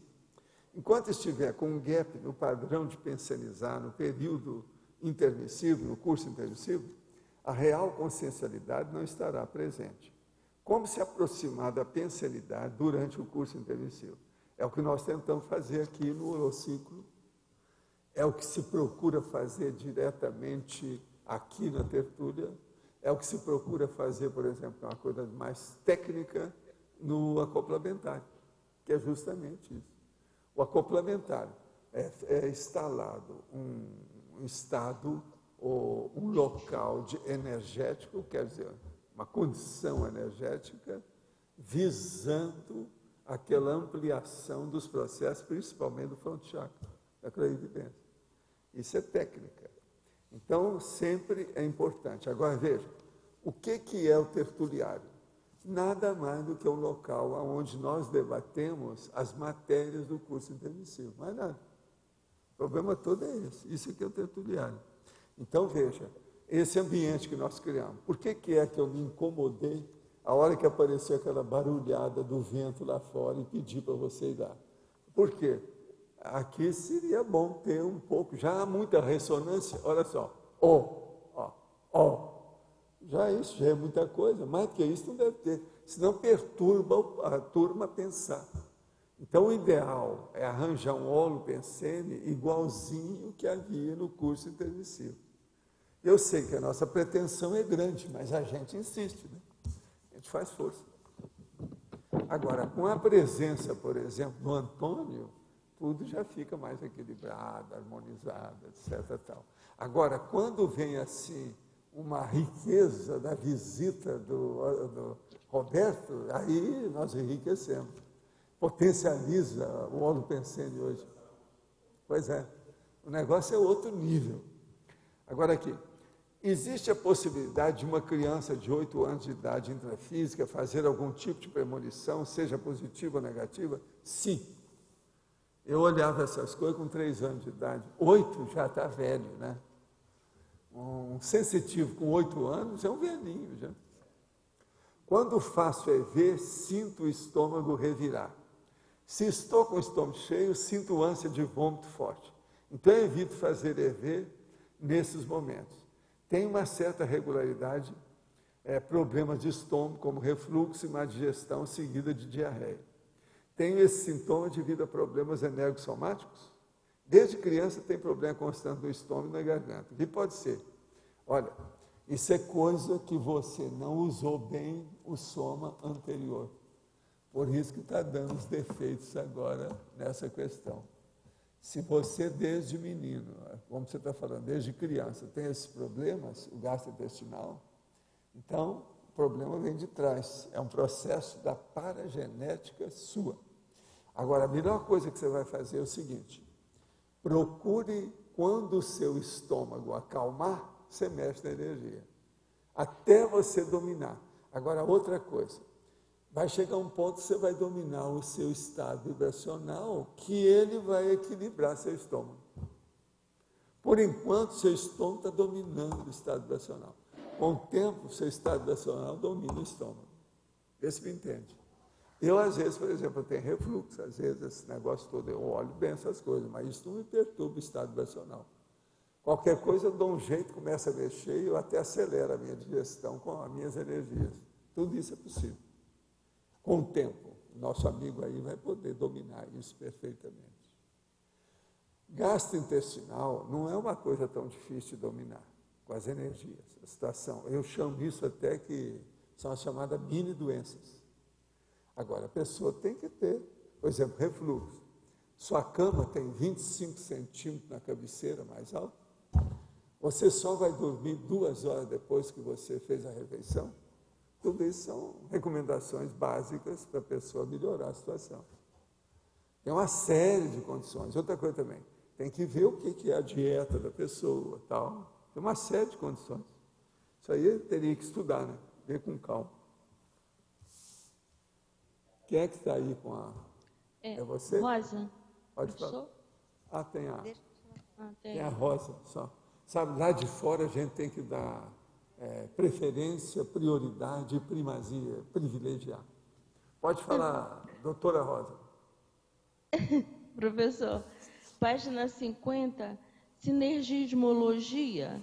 Eu gostaria que o senhor pudesse explicar um pouco desse mecanismo parafuncional, desse sinergismo cérebro para cérebro, permitindo a autopersonalização multidimensional. O problema todo é o seguinte: nós temos aqui o processo do cérebro. Todo mundo já sabe como é que usa alguma coisa do cérebro, porque não precisa saber. A gente usa o cérebro sem saber, a maioria das pessoas. Agora, o que é que se passa? Quando você começa a pensionizar a respeito do cérebro, você começa a ver como é que isso funciona. E você sabe o alcance, o limite, o universo, o parâmetro daquele processo de você pensar. Então, por exemplo, quando você está pensionizando, seu cérebro está funcionando, e aparece uma ideia de fora, com o passar do tempo, você já pode acusar a entrada daquela ideia de fora, que é o ex-pensene. Então, isso é um problema de outro cérebro em cima de você. Então, aí são 2 paracérebros. O seu, que está encaixado aí, junto com o cérebro, e de uma outra pessoa que mandou o ex-pensene para você. Agora, o que se passa? Vai chegar um ponto que você está aqui, quando você vê, você está descoincidido. Na descoincidência, houve uma expansão do seu paracérebro. E você volta para o corpo, a hora que expandiu. Então você começa a ver, não, lá eu pensava de um jeito, aqui eu estou pensando de outro, mas sou eu mesmo, não tem influência de ninguém. Então você começa a ver. Lá era o paracérebro, que é mais potente, é mais forte, mais lúcido. Ele tem uma abrangência maior em matéria de pensalidade. E dentro do seu cérebro, você tem o seu arroz com feijão variado, trivial de todo dia, da pensionização.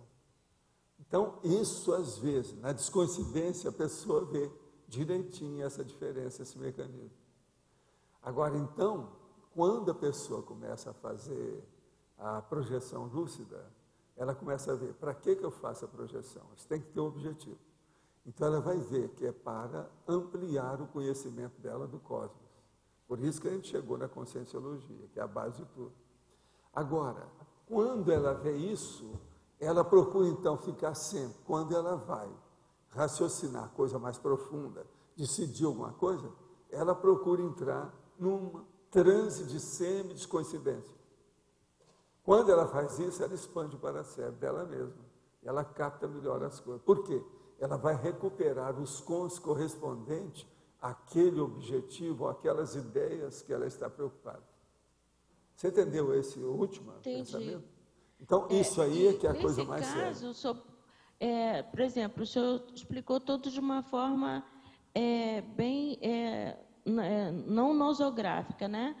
Homeostática. Não, mas tudo pode é homeostático ocorrer aqui. essa interferência de um assediador quando ela é também, patológica, a pessoa se acoplando? sente mal, desconfortável. A pessoa vê logo. Entende? Ela não se sente bem. Por exemplo, Aí ela vai o perceber amparador, que não ele vai são dar uma coisas ideia, dela. não é para a pessoa se preocupar. Ela vai se liberar, ela vai se libertar, ela vai ficar aliviada. Isso é outra coisa. Isso não é patologia, isso aí é homeostática, é a saúde. A pessoa está equilibrada, é positivo. Uhum. Professor, ainda tem uma outra dúvida, página 51, eu acho até que o senhor já explicou, mas não estava tendo som aqui, na neossinapsologia, a lateropensenidade e as sinapses livres. Gostaria que o senhor falasse um pouco de lateropensenidade. Alguém quer falar aí alguma coisa sobre isso? Fala aí. Espera aí que a Adriana vai dar uma aula para a gente. Tá. Não, eu já tinha perguntado antes, e a sinapse livre é a sinapse liberta, neofílica. Uma pessoa que tem a sinapse fechada, ela é mais a priorística. E a lateropensenidade é que a pessoa ela está aberta a receber uma pessoa com uma sinapse livre, ela está aberta a receber as inspirações. Esses láteros pensenes são aqueles pensenes laterais que surgem. Então, foi isso que eu entendi.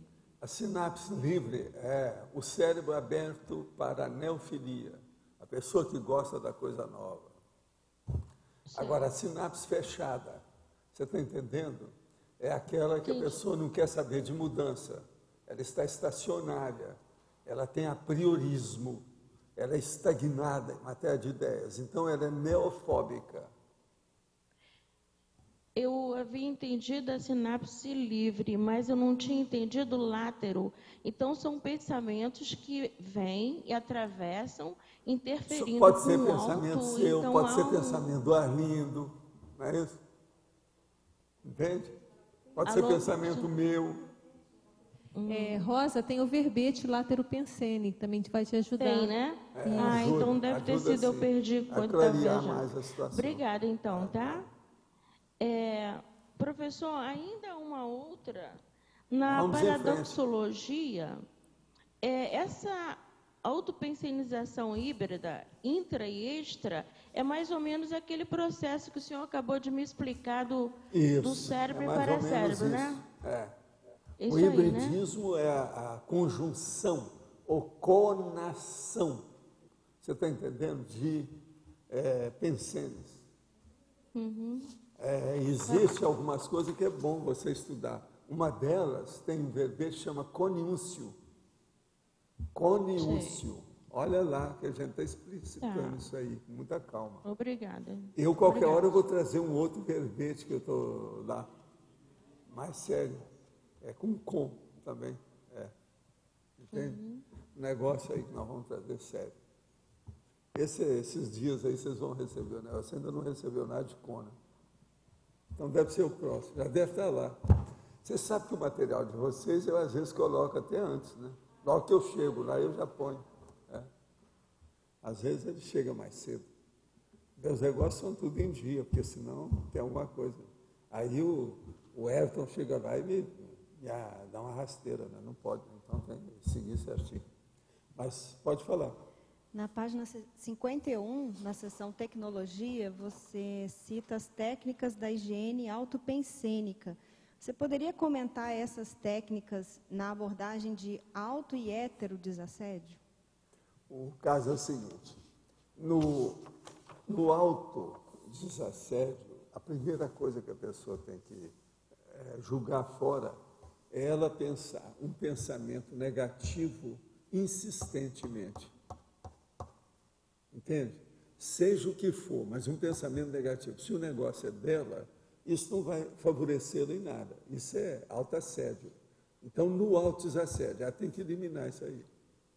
Agora, no hétero desassédio da história, se a pessoa está fazendo aquilo e ela está querendo melhorar uma pessoa que está invadindo o micro-universo consciencial dela, ela tem que colocar o pensamento contrário daquilo do assediador. Tudo que o assediador pensa, pensa o contrário daquilo que ele está pensando. Que aí você quase sempre vai acertar as coisas todas e fazer o desassédio. Porque o que ele vem, se ele está quase sempre envolvido por uma emoção negativa, terrível, de ódio, irascível, etc., perturbado, se você pensar uma coisa equilibrada, positiva, a tendência é se antepor ou contrapor aquela situação. Você vai equilibrar o processo. Agora, essas técnicas todas, depende do que a pessoa pensa, o modo que ela gosta de pensar, qual é a área, por exemplo, de atividade humana que ela pensioniza mais. De acordo com aquela área de atividade, ela pode seguir determinado veio ou determinada vertente que ela escolhe para se defender. Entende? Por exemplo, uma pessoa é um policial, ele mexe com armas. Isso aí, então, é mais problemático para ele na questão da pensionização. Ele tem que saber como fazer isso de uma maneira, vamos dizer, triunfante, maior, e anulando o processo belicoso. Estou dando um exemplo, né, do que é. Isso tudo depende. Então, a influência da profissionalidade da pessoa, a profissão, a condição dela, eu acho que influi muito nesse processo de pensanidade. Assim. No heterodesassédio, um exemplo assim, a pessoa ela é hipercrítica, e ela começa a criticar uma situação, uma pessoa, um grupo de pessoas, mas alguma olha, coisa se assim. ela já é hipercrítica, já mostra que ela é doente. Ela tem que dar um jeito, em primeiro lugar, desse processo, reconhecer essa realidade dela. Sim. E aí... Porque a gente tem que ser crítico permanente, mas nós não podemos ser hipercríticos. Sim. Aí passa da conta. E aí, por exemplo, nesse caso, a pessoa até tem razão até certo ponto, mas como a pessoa carrega, fica pesada a coisa, né? Fica. Então, daí, se você... A melhor abordagem nesse momento seria partir, então, para uma opinião oposta, apesar de você concordar até certo ponto com a pessoa. Não, o problema todo é você dar uma chance para outra hipótese. Arranjar um anel ideia que se antepõe àquilo. Você põe isso na feição de hipótese, na condição de hipótese. Não, eu vou dar uma contra-hipótese. Isso, às vezes, facilita a pessoa a ficar livre das ideias ruins. Entende? Outra coisa, às vezes, vale a pena fazer um negocinho, como a turma da psicologia de vocês gosta de falar. Fazer um negocinho. Então, troca uma coisa que está muito grande para uma menor. Às vezes, ajuda na questão da pensionização mais equilibrada. Entende? Às vezes é bom diminuir o nível da situação. Menos. Está entendendo? É um jeito. Dos males, o menor. Se a pessoa, às vezes, não consegue tudo, faça um negócio para fazer um desconto. Entendeu o que quer dizer? Isso é a pessoa consigo mesma que eu estou falando. Porque tem gente que não tem jeito. Tem gente que a teimosia é muito grande, é muito radical, fica dentro de uma extremidade, de um excesso, de uma, vamos dizer, antipodia, entendeu? Difícil. E aquilo cria uma bipolaridade, né, de situação. Uma de um lado, outra do outro, o processo do antagonismo disso. Às vezes, então, que ela não vá para o lado melhor, mas que ela fique no meio. Arranja uma posição de centralização da ideia para ela poder raciocinar melhor. Às vezes é uma saída. Porque tem gente que está pensando no negócio negativo contra outra pessoa há 5 anos. Se você pedir para ele abençoar a pessoa e transformá-la em santo na hora, é impossível. Aí você fala assim, não, vamos começar fazendo uma concessão. Você olha que essa pessoa tem alguns aspectos bons. Por exemplo, isso. Aí já começa a atenuar aquilo que estava numa noite escura. Você acendeu uma primeira vela na noite. Entendeu? Às vezes é uma saída. Agora, ó, isso é muito sério, porque diz respeito à pessoa. Então, esse processo de dizer respeito à pessoa é terrível, porque é um problema dela consigo mesma. Ela tem que decidir isso, não tem saída, ela tem que se enfrentar. Agora, do ponto de vista nosso, para você ajudar uma pessoa dessa, você tem que encantoá-la, tem que levar num canto para ela não poder sair dali. Agora, isso com racionalidade e com muita diplomacia, porque senão ela avança em você. Seria possível o senhor falar sobre a relação ou padrão do tipo de pensamento que deve ser mantido para se efetuar as curas espirituais e as cirurgias, bem como para a remoção de parasitas, etc.? Temos que visualizar alguma coisa ou situação no momento? O caso todo é o seguinte, o problema todo que a gente precisa nesse caso, você na hora que vai se predispor para receber algum auxílio extrafísico, você tem que estar com uma capacidade de recepção maior, ou seja, pensamento positivo, harmonizado, abençoando o cosmos. Como é que uma pessoa vai receber uma bênção, alguma coisa positiva em favor dela, uma dádiva, um presente, um gift, se ela está contra todo mundo e danada da vida com raiva? Isso é muito difícil dela procurar ter algum proveito disso. Então, a recepção mais séria é pensar positivo.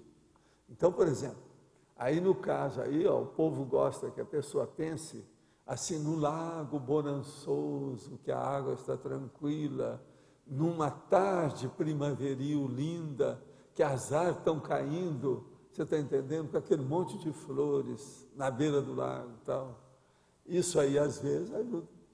É um processo primaveril, não é isso? Nós agora vamos começar a entrar na primavera, é mais ou menos nesse período agora. Olha bem como é que é isso. Saia para o meio do mato, onde tem a coisa florida, e no meio do mato você não vai pegar a gripe, a influenza. Às vezes vale a pena. Esse é um dos caminhos que tem. Agora aqui, ó, esse nosso amigo falou, se for preciso, pode comentar meu nome. Não foi preciso. Poderia dar alguns exemplos de técnicas para a higiene autopensênica? Nós já falamos aqui, né? Mais ou menos. Mas o problema todo é o seguinte, você quer falar alguma coisa? A higiene autopensênica, vamos entender só, nós acabamos de falar aí um pouco antes. Para mim, ele aqui deve ter ouvido, eu estava de olho. O caso da higiene autopensênica é a pessoa pensar com equilíbrio o tempo todo, se for possível.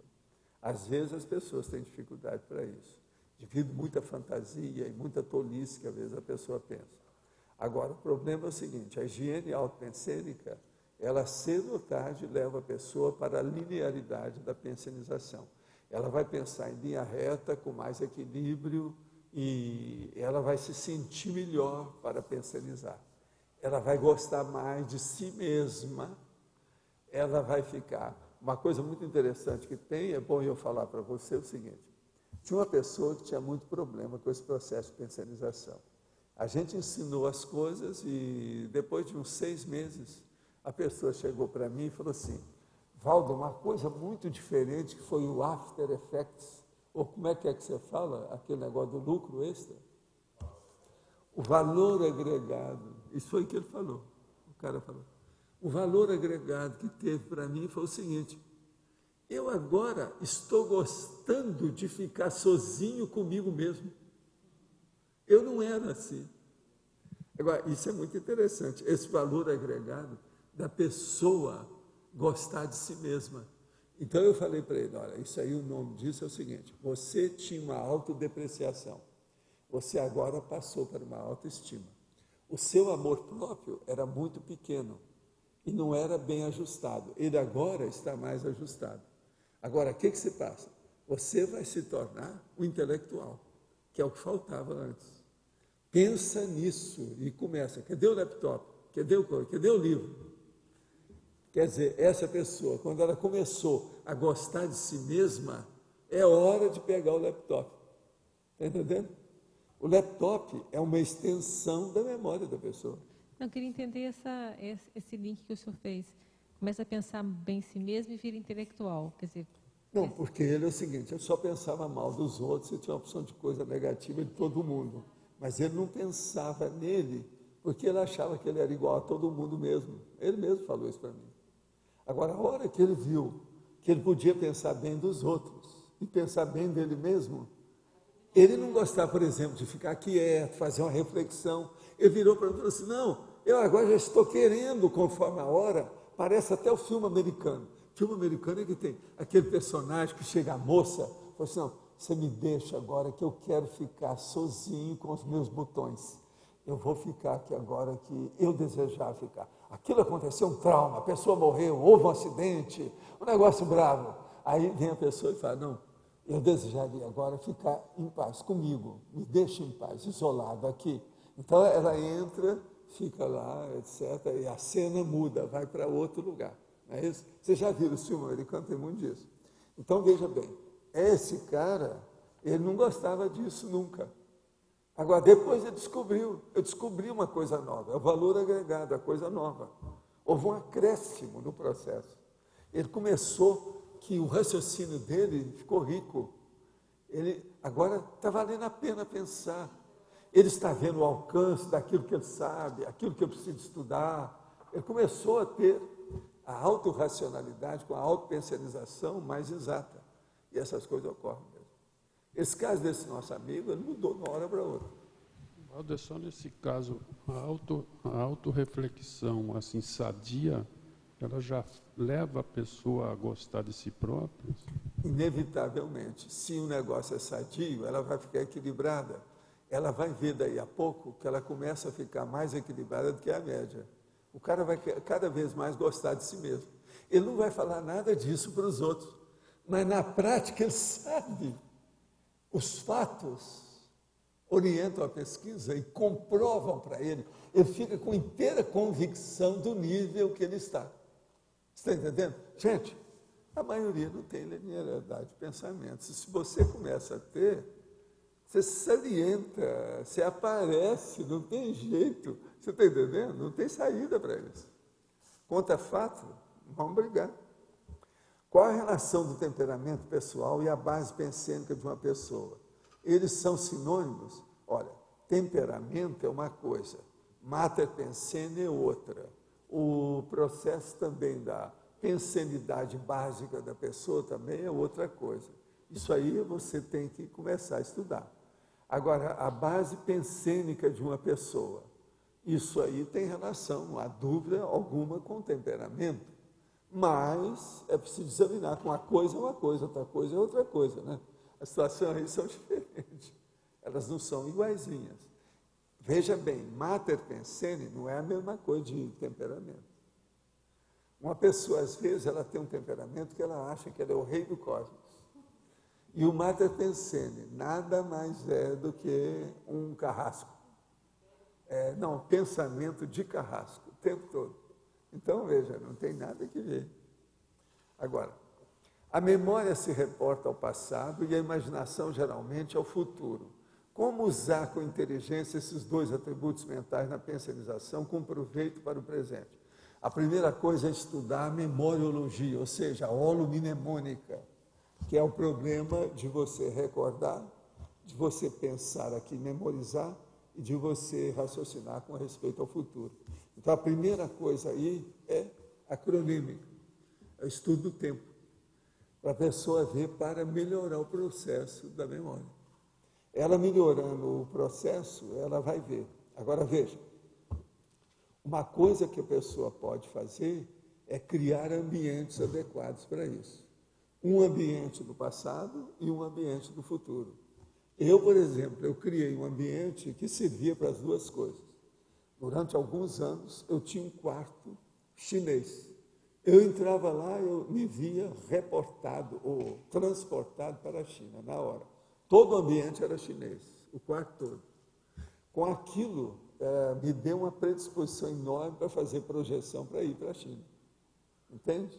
Agora, veja, eu podia fazer precognição da China, porque eu já tinha vivido lá muito e sabia disso, por causa das retrocognições. Então, aquilo favorecia as retrocognições. E, ao mesmo tempo, eu podia fazer uma precognição a respeito do meu futuro.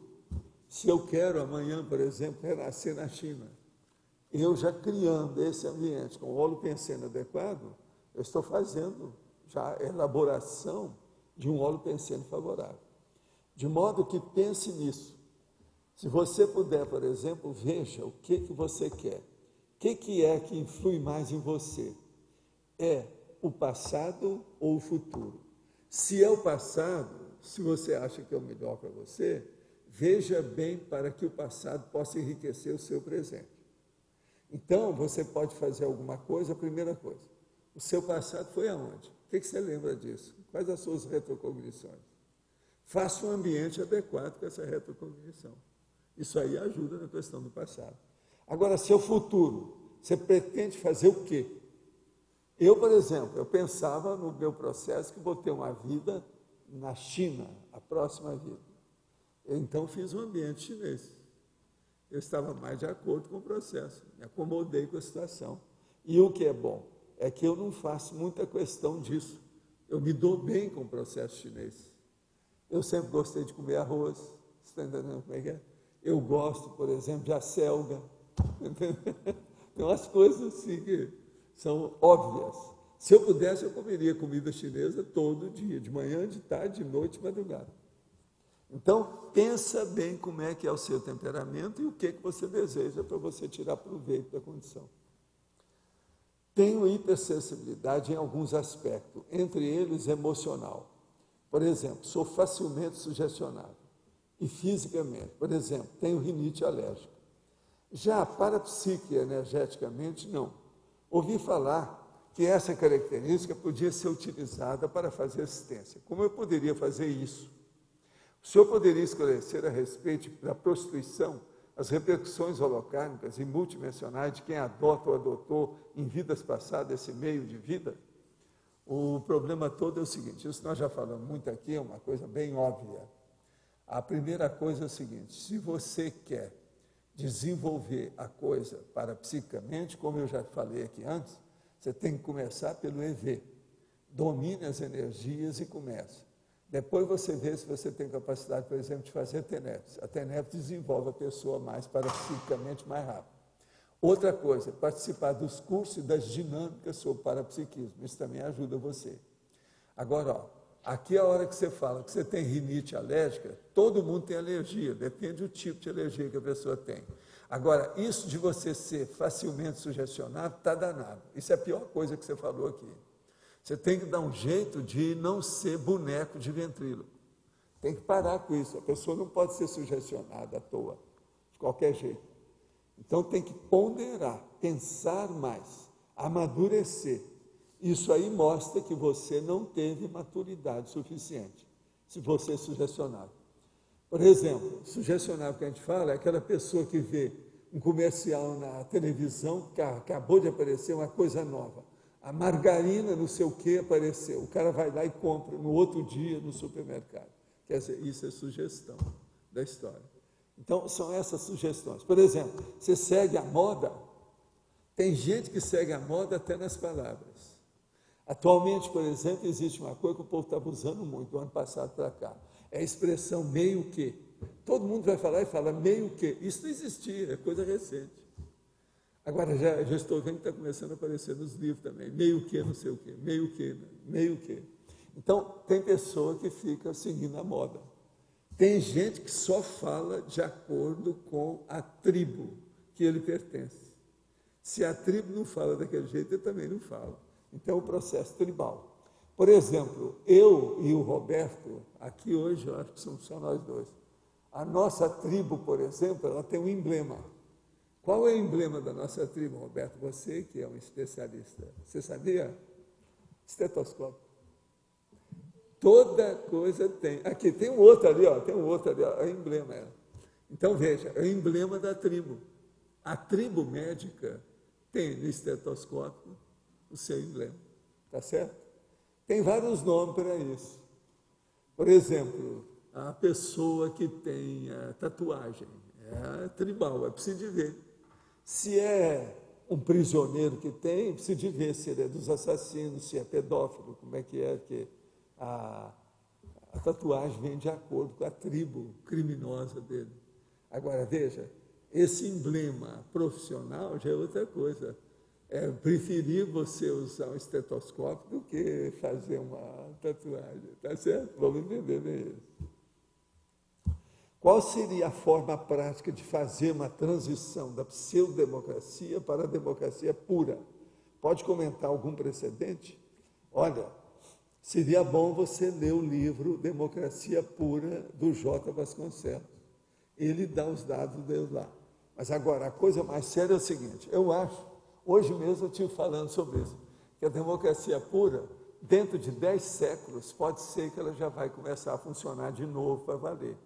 Do jeito que as coisas estão aí, eu não vejo isso antes do milênio, não, muito difícil. Mas agora veja, o que vai acontecer? Democracia pura significa o governo do povo pelo próprio povo. Então tem que acabar, primeira coisa, com todos os partidos que tem aí. Acabar com as eleições definitivamente, nunca mais fazer eleição. Agora, fazer a convocação do povo, chamar o povo para votar. Reúne todo mundo, isso em assembleias, do jeito que é que são feitos. E todo mundo levanta a mão. Vocês aprovam isso? Está a favor ou não? Do jeito que nós fazemos aqui. Nosso processo aqui é inteiramente democrático. O problema da eleição, totalmente democrático. É tanto que não tem boca de urna, não tem nada dessa história, tal, tudo na hora. É assim. Agora veja, isso é um problema. Você já pensaram, tem que acabar com a Câmara dos Deputados, tem que acabar com o Senado que está aí. Como é que vai ser? Vocês vêem alguma luz no fim do túnel nessa vida para isso? Alguém vê? Eu não vejo. Então, como é que fica a democracia pura? Outra coisa, é bom examinar lá os livros lá do Vasconcelos, principalmente o Democracia Pura, que ele fala o que são as tapiações que tem, que eles acham que é democracia. Por exemplo, eles acham que governo da maioria é democracia. Não é nada, isso não tem nada a ver com democracia. É o governo do povo que é democracia. Governo da maioria, não. Que besteira é essa? É o governo de todo mundo. Isso é que é a democracia. Agora, ele especifica isso tudo. Então, por exemplo, esse processo que nós temos hoje, seja de presidencialismo ou aquele outro que tem, como é que chama o outro? Parlamentarismo, que é do parlamento, tudo aí é furado. Isso, nada disso presta. O problema da democracia não é isso. Agora, república democrática, os comunistas, que o Stalin, por exemplo, era um democrata, matou milhões, inclusive de patrícios dele, da Rússia. Então, veja, isso tudo é besteira, nada disso é democracia. A democracia é uma das expressões ou das ideias mais xingadas da face da Terra. Tudo eles colocam a democracia no meio, ela não tem nada a ver com aquilo. Vocês estão entendendo? Então, vamos entender bem isso. A nossa amiga aqui, ó, que está estudando o assunto. Olha lá o livro do Vasconcelos, depois nós vamos conversar, depois de você ler.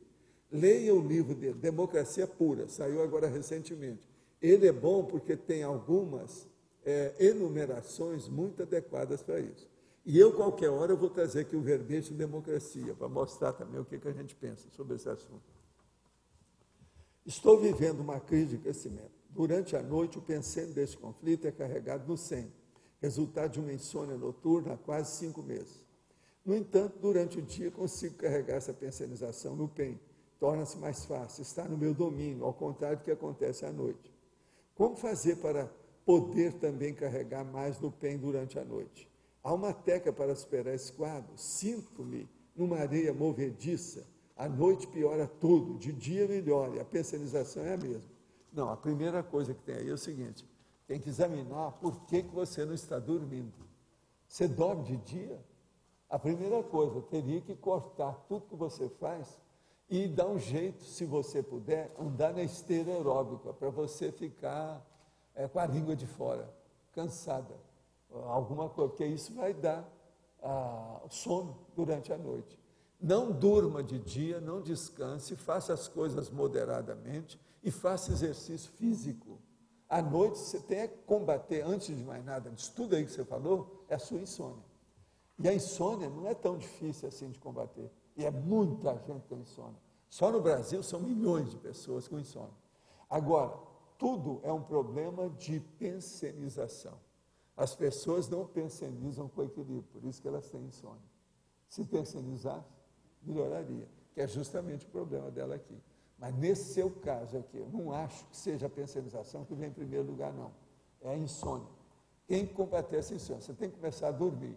Uma pessoa que fica mal dormida, ela começa a subir pelas paredes, ela perde as estribeiras, ela fica alterada, ela piora tudo. A pessoa tem que dormir. Sono é igual oxigênio, a pessoa precisa. Pode falar, Adélio, por favor. Professor, o senhor poderia comentar um pouco mais sobre o ato de pensionizar durante a angústia humana, durante o horário da angústia humana, e também o fato das pessoas usarem a TV para escaparem disso muitas vezes? Olha, eu sou um dos primeiros que começaram a falar sobre esse processo do horário da angústia humana. Por quê? Devido ao problema da TENEPS. A melhor coisa que uma pessoa pensa sobre isso, principalmente aquelas que acham ruim quando a gente fala no horário da angústia humana, é justamente praticar a TENEPS. E ela praticar a TENEPS, por exemplo, às 6 horas da tarde, às 18 horas. Isso aí é que é o ideal, porque é o horário mais difícil que tem, que é o horário da Ave Maria. Ave Maria, é esse das 6 horas. Isso aí é que tem que dar um jeito. Agora, esse horário da angústia humana, ele é pior no fim de semana. Agora, se a pessoa fizer o trabalho às 6 horas, ela vai ver para a TENEPS os resultados do horário da angústia humana. Isso foi estudado na década de 70, e eles chegaram à conclusão que o pior horário mesmo é esse das 6 horas. Por quê? Principalmente o da sexta-feira, que é a hora que a pessoa vai se ver sozinha consigo mesma, que é aquilo que eu estava falando do homem lá, que não gostava de ficar sozinho. Então, essa pessoa, ela precisa de funcionar com isso. Uma outra coisa, esse é um horário que às vezes muita gente suicida, porque fica angustiado, é o horário da angústia mesmo. Então, o problema todo é a pessoa raciocinar do ponto de vista de interassistencialidade. Ela procurar ajudar as pessoas nesse horário. E esse horário, a hora que ela começar a exteriorizar a pensionização dela, a energia, pode estar certo. Ela vai entrar no pico máximo da situação. É a terça-feira gorda de carnaval dela. Ela está com tudo, é o máximo. Porque uma das questões é a pessoa procurar não ligar a TV nesse horário, muitas vezes, porque ela acaba ligando para fugir desse ato de pensionizar. Ela tem que entrar, pensar positivo. Então, por exemplo, ela começa a pensar, fecha os olhos assim e pensa o mapa do Brasil todo inteiro, e ela faz uma chuva de bênçãos em cima do Brasil. Depois ela caracteriza bem aquela imaginação em cima de Brasília.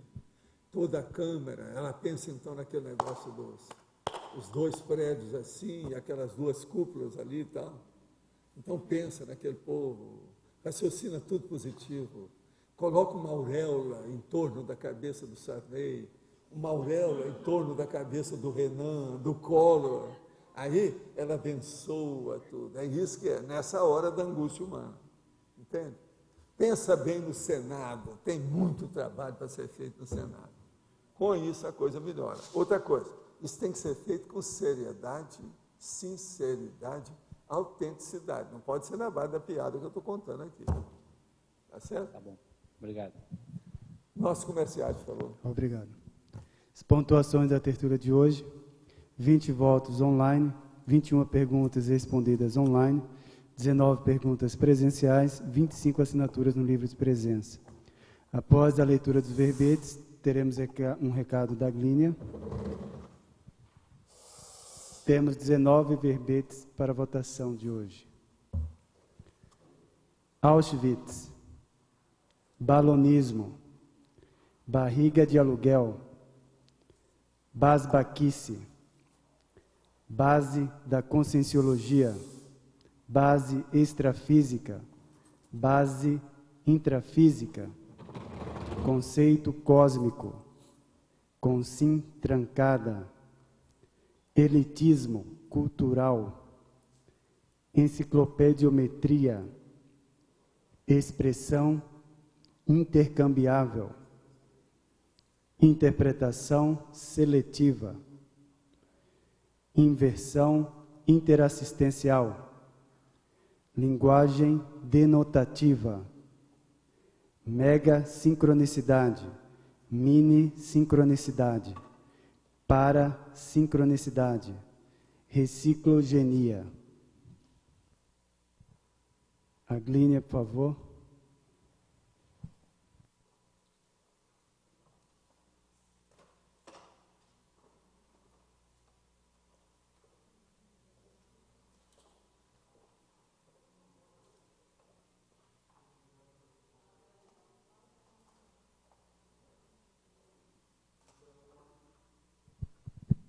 O microfone no anexo está desligado. Tem que ligar o microfone.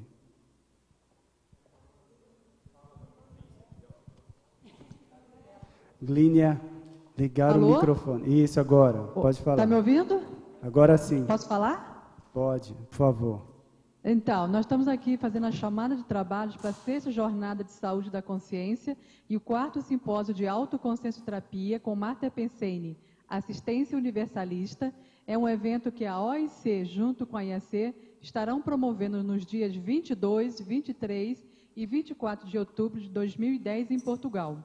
A chamada de trabalho, nós estamos dando um prazo de envio até o dia 28/9/2009 para a OIC, tá? Então, todas as pessoas interessadas nesse evento têm até esse prazo para entregar seus trabalhos. Muito obrigada, boa tarde.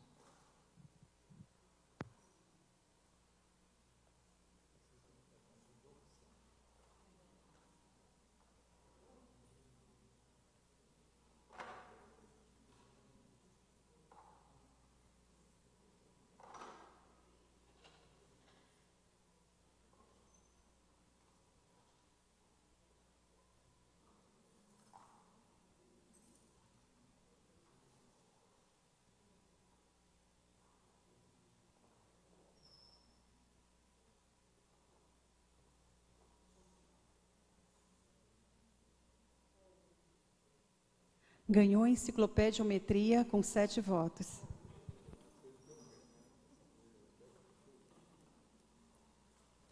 Obrigada e boa tarde a todos.